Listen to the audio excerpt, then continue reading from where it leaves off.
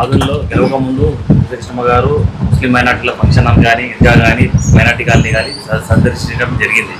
ఇప్పుడు ఎందుకు ముస్లిం మైనార్టీ దగ్గర ఇవ్వడం లేదు, ఎందుకు పట్టించుకోవడం లేదని చెప్పి ప్రజలకు విజయ్ అది బుకింగ్ ముస్లిం ఖచ్చితంగా.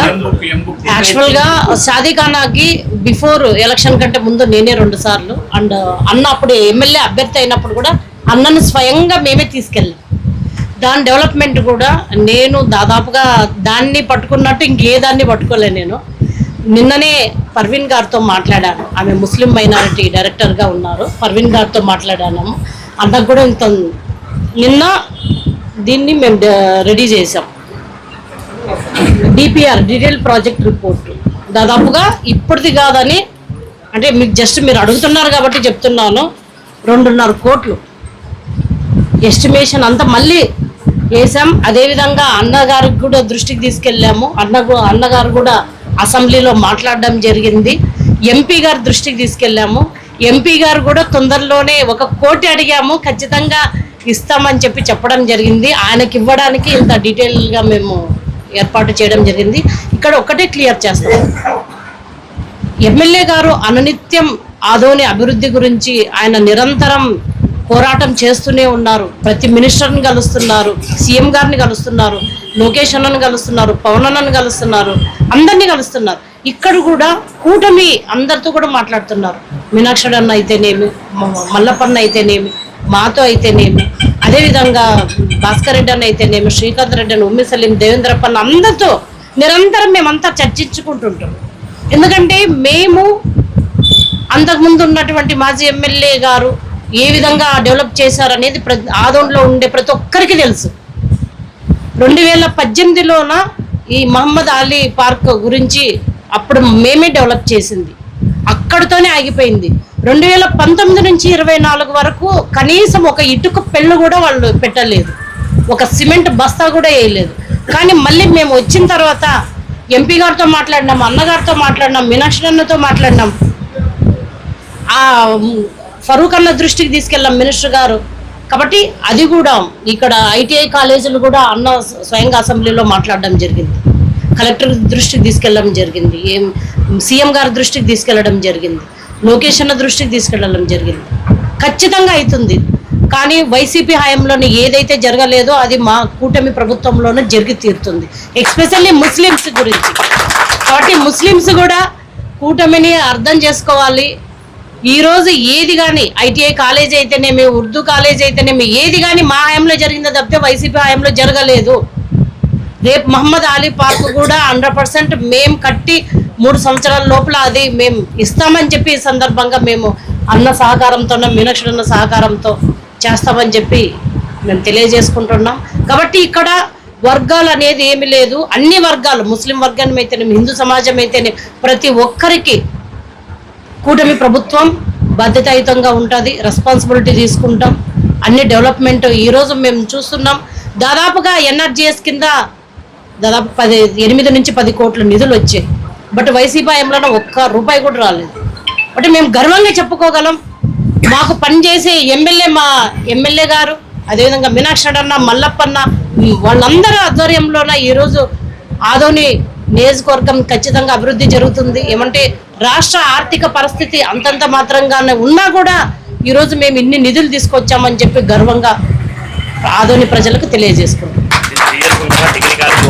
2 సంవత్సరాలు ఇంతవరకు ఎందుకు దానికి ఓపెన్ చేయలేకపోతున్నాను?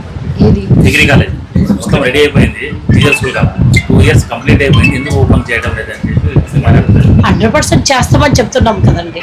నెక్స్ట్ అకాడమిక్ ఇయర్ కంతా అన్నీ వస్తాయి. హఠాత్ పరిణామం అందరినీ కలవడానికి హఠాత్ పరిణామం దేని గురించి అంటే రాబోయే ఎలక్షన్ దృష్టిలో పెట్టుకొని, సర్పంచ్లు కానీ కౌన్సిలర్ ఎలక్షన్ దృష్టిలో పెట్టుకొని, లేకపోతే అసెంబ్లీలో జరిగిన పరిణామాలు మాట్లాడడానికి దేని? రాజకీయ విషయాలను ఎప్పటికప్పుడు మనం అప్డేట్ చేసుకోవాలి. అధినాయకుడిని కలిసిన తర్వాత, మా గౌరవ ముఖ్యమంత్రి గారిని, గౌరవ ఉప ముఖ్యమంత్రి గారిని కలిసిన తర్వాత భారతీయ జనతా పార్టీ అధ్యక్షులు వారి సూచన మేరకు అక్కడ విషయాల్ని ఇక్కడ మా నాయకులకు చేరవేయాల్సిన బాధ్యత కూడా నా మీద ఉంటుంది. అలాగే మంత్రులతో ఎన్నో విషయాలు మాట్లాడి ఉంటాం, ఇక్కడ విషయాలు ఎన్నో చెప్పి ఉంటాం. అక్కడ వాటి మీద స్పందన ఎలా ఉందో చెప్పాల్సిన బాధ్యత. అలాగే ఇక్కడ ఉన్న నాయకులు కూడా ఇప్పుడు గుడిసె కృష్ణమ్మక్క గారు కొన్ని విషయాలు చెప్పుకుంటారు, మీనాక్షి నాయుడు గారు కొన్ని విషయాలు చెప్పుకుంటారు, భాస్కర్ రెడ్డి గారు కొన్ని విషయాలు చెప్పుకుంటారు, మల్లప్ప జనసేన నుంచి, అలాగే వర్మ తాహేర్ జనసేన మండలాధ్యక్షుడు, నాకు అసెంబ్లీలో ఉన్నప్పుడు ఎన్నోసార్లు వాట్సాప్ చేశానా, ఇది అడగన్నా ఇది అది అడగన్నా ఇట్లా చెప్పన్నా అని చెప్పాడు నాకు.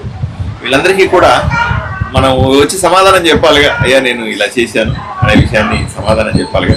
వచ్చిన తర్వాత ఇది ఒక మంచి సాంప్రదాయం కింద మార్చాలనేది నా ఉద్దేశం. ఎందుకంటే ఏదో నేను పోయినాను వచ్చినాను మీరు టీవీలో చూసుకోండి అని కాకుండా మా నాయకుల పట్ల అయినా సరే గౌరవంతో ఉండాలి, బాధ్యతగా ఉండాలి, నాయకులకు జవాబుదారితనం ఉండాలి, కార్యకర్తల ఆకాంక్షలు ఉంటాయి, వాళ్ళ వైపు నుంచి మాట్లాడిన అంశాలు వాళ్ళకి చెప్పాలి కార్యకర్తలకి.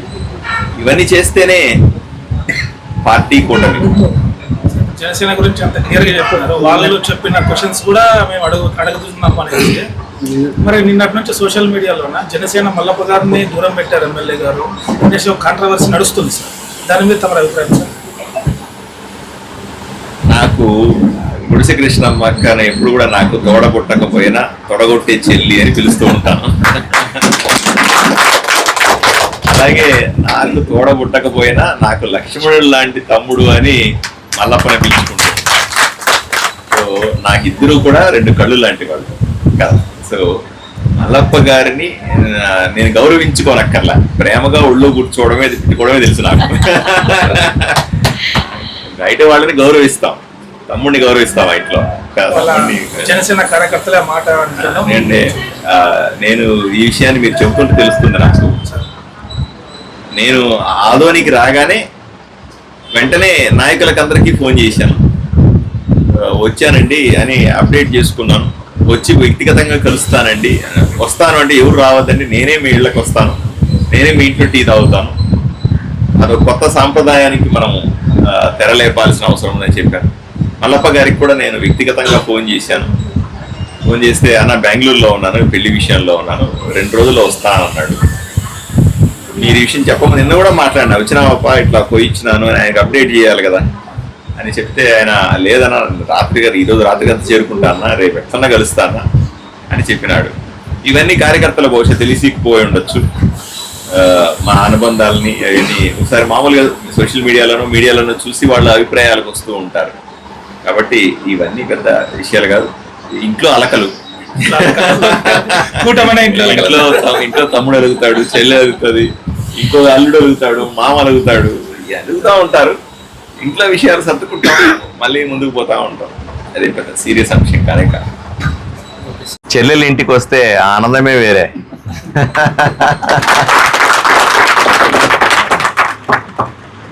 ఏమైనా చెల్లెలు ఇప్పుడు పెద్ద హోదాలో ఉన్న చెల్లెలు జిల్లా అధ్యక్షురాలుగా కూడా కొన్ని బాధ్యతలు ఉంటాయి. నేను అసెంబ్లీ నుంచి వచ్చిన తర్వాత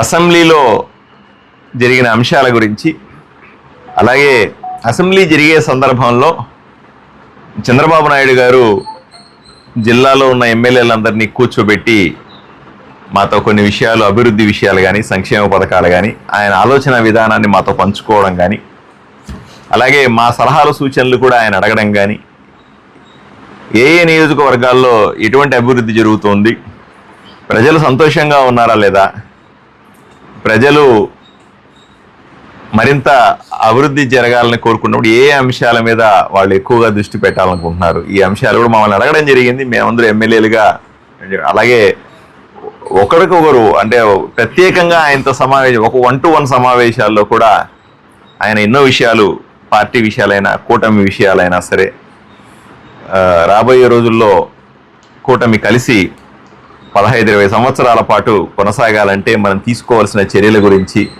వీటన్నిటి మీద సుదీర్ఘంగా మాతో మాట్లాడడం జరిగింది.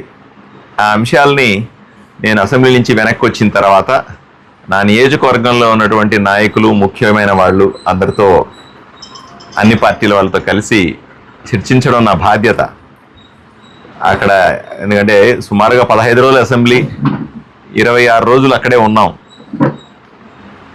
నాయకులందరూ కూడా ఎందుకంటే నేను అసెంబ్లీకి వెళ్ళేటప్పుడు అందరూ కూడా నాయకులు వీరతిలకం దిద్ది పంపించారు నన్ను.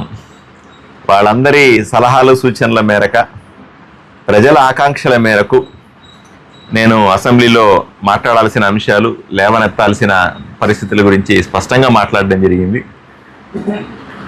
మిగిలిన మంత్రుల్ని కూడా చాలా విషయాల్లో జిల్లా అభివృద్ధి, నియోజకవర్గం పరిస్థితులని గురించి కూడా మాట్లాడడం జరిగింది. ఇవన్నీ కూడా జిల్లా అధ్యక్షురాలుగా తెలుగుదేశం పార్టీకి ఉన్నటువంటి చెల్లెలు గుడిసె కృష్ణమ్మ గారికి కూడా మనం అప్డేట్ చేయాల్సిన అవసరం, కూటమి నడపాల్సిన పరిస్థితులు. కాబట్టి ఈ విషయాలు చర్చించడానికి వ్యక్తిగతంగా నేను ఈరోజు చెల్లె ఇంటికి వచ్చినాను. కూటమిని మరింత బలోపేతం చేసి,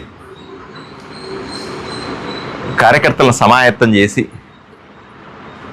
ప్రజల ఆకాంక్షలకు అనుగుణంగా ప్రజలు కోరుకున్న విధంగా రాబోయే రోజుల్లో ఎన్ని ఎలక్షన్లలో కూడా నెగ్గి ప్రజల కోరికని తీరుస్తామనే విషయాన్ని మీ ద్వారా తెలియజేస్తా ఉన్నా. నమస్కారం.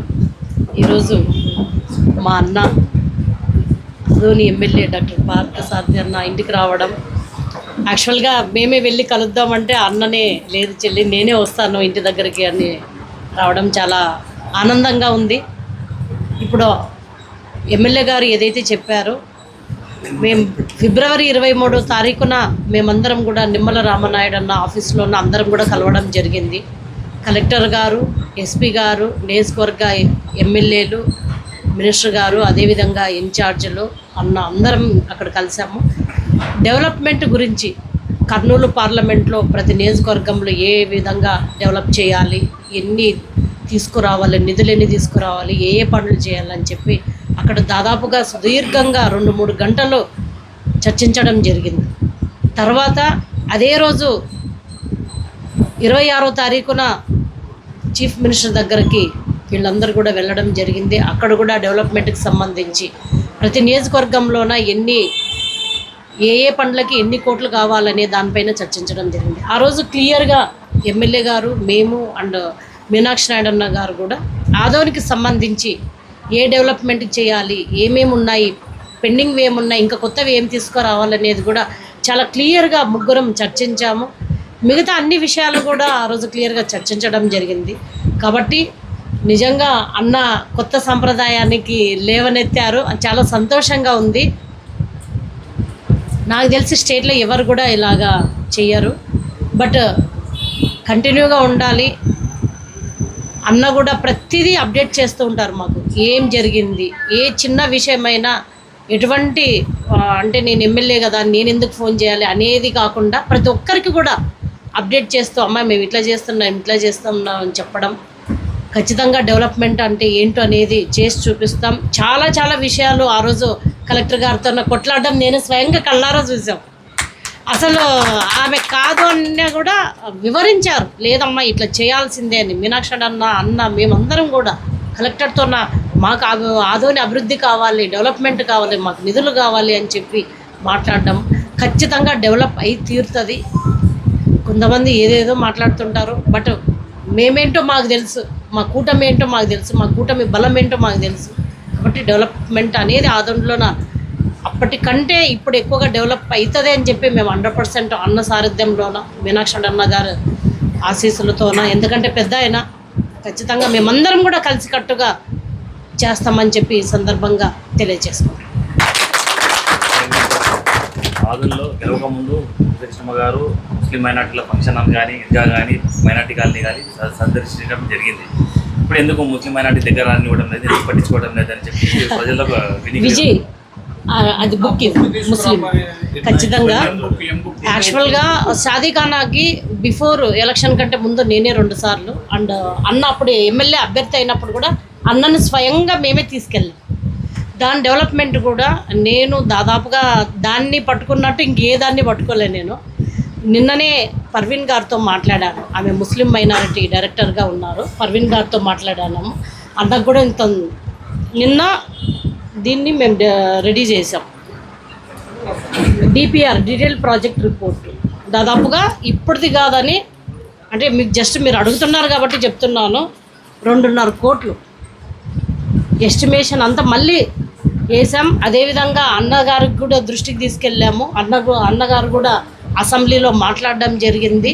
ఎంపీ గారి దృష్టికి తీసుకెళ్ళాము. ఎంపీ గారు కూడా తొందరలోనే 1 కోటి అడిగాము, ఖచ్చితంగా ఇస్తామని చెప్పడం జరిగింది. ఆయనకి ఇవ్వడానికి ఇంత డీటెయిల్గా మేము ఏర్పాటు చేయడం జరిగింది. ఇక్కడ ఒక్కటే క్లియర్ చేస్తాం, ఎమ్మెల్యే గారు అనునిత్యం ఆదోని అభివృద్ధి గురించి ఆయన నిరంతరం పోరాటం చేస్తూనే ఉన్నారు. ప్రతి మినిస్టర్ని కలుస్తున్నారు, సీఎం గారిని కలుస్తున్నారు, లోకేష్ అన్నను కలుస్తున్నారు, పవన్ అన్నను కలుస్తున్నారు, అందరినీ కలుస్తున్నారు. ఇక్కడ కూడా కూటమి అందరితో కూడా మాట్లాడుతున్నారు. మీనాక్షి అన్న అయితేనేమి, మల్లప్పన్న అయితేనేమి, మాతో అయితేనేమి, అదేవిధంగా భాస్కర్ రెడ్డి అన్న అయితేనేమి, శ్రీకాంత్ రెడ్డి అని, ఉమ్మి సలీం, దేవేంద్రప్పన్న అందరితో నిరంతరం మేమంతా చర్చించుకుంటుంటాం. ఎందుకంటే మేము అంతకుముందు ఉన్నటువంటి మాజీ ఎమ్మెల్యే గారు ఏ విధంగా డెవలప్ చేశారనేది ఆదోన్లో ఉండే ప్రతి ఒక్కరికి తెలుసు. 2018లోన ఈ మహమ్మద్ అలీ పార్క్ గురించి అప్పుడు మేమే డెవలప్ చేసింది, అక్కడితోనే ఆగిపోయింది. 2019 నుంచి 24 వరకు కనీసం ఒక ఇటుక పెళ్ళు కూడా వాళ్ళు పెట్టలేదు, ఒక సిమెంట్ బస్తా కూడా వేయలేదు. కానీ మళ్ళీ మేము వచ్చిన తర్వాత ఎంపీ గారితో మాట్లాడినాం, అన్నగారితో మాట్లాడినాం, మీనాక్షి అన్నతో మాట్లాడినాం, ఫరూక్ అన్న దృష్టికి తీసుకెళ్ళాం మినిస్టర్ గారు. కాబట్టి అది కూడా ఇక్కడ ఐటీఐ కాలేజీలు కూడా అన్న స్వయంగా అసెంబ్లీలో మాట్లాడడం జరిగింది, కలెక్టర్ దృష్టికి తీసుకెళ్ళడం జరిగింది, సీఎం గారి దృష్టికి తీసుకెళ్ళడం జరిగింది, లోకేష్ అన్న దృష్టికి తీసుకెళ్ళడం జరిగింది. ఖచ్చితంగా అవుతుంది.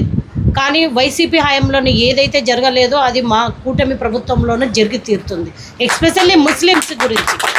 కాబట్టి ముస్లిమ్స్ కూడా కూటమిని అర్థం చేసుకోవాలి.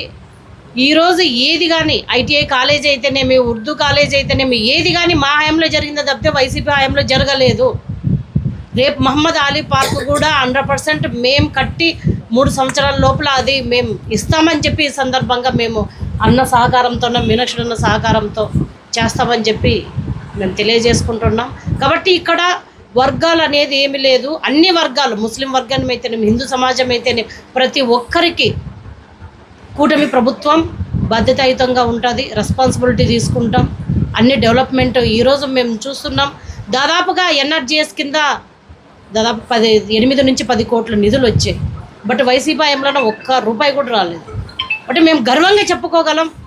మాకు పనిచేసే మా ఎమ్మెల్యే గారు, అదేవిధంగా మీనాక్షి అన్న, మల్లప్పన్న, వాళ్ళందరూ ఆధ్వర్యంలోన ఈరోజు ఆదోని నియోజకవర్గం ఖచ్చితంగా అభివృద్ధి జరుగుతుంది. ఏమంటే రాష్ట్ర ఆర్థిక పరిస్థితి అంతంత మాత్రంగానే ఉన్నా కూడా ఈరోజు మేము ఇన్ని నిధులు తీసుకొచ్చామని చెప్పి గర్వంగా ఆదోని ప్రజలకు తెలియజేసుకుంటాం.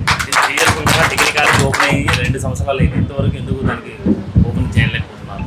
ఇది డిగ్రీ కాలేజ్ మొత్తం రెడీ అయిపోయింది, టీచర్ స్కూల్ కాదు, 2 ఇయర్స్ కంప్లీట్ అయిపోయింది, ఎందుకు ఓపెన్ చేయడం లేదని చెప్పి 100% చేస్తామని చెప్తున్నాం కదండి. నెక్స్ట్ అకాడమిక్ ఇయర్ కంతా అన్నీ వస్తాయి.